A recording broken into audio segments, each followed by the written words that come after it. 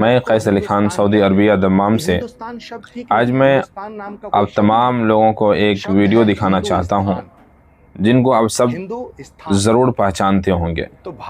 और इनको अगर कहा जाए तो सोशल मीडिया और पूरे मशहूर करने वाले कौम वो मुसलमान कौम है।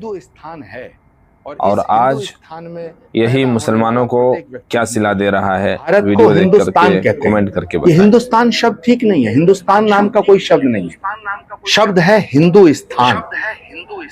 हिंदुस्तान तो भारत को कुछ लोग हिंदुस्तान कहने में डरते हैं, और मैं आज बहुत गंभीर बात कह रहा हूं कि भारत हिंदुस्तान है और इस हिंदुस्तान में पैदा होने वाला प्रत्येक व्यक्ति हिंदू है। भारत को हिंदुस्तान कहते हैं, ये हिंदुस्तान तो आपने ये वीडियो देख लिया शब्द है और हिंदुस्तान।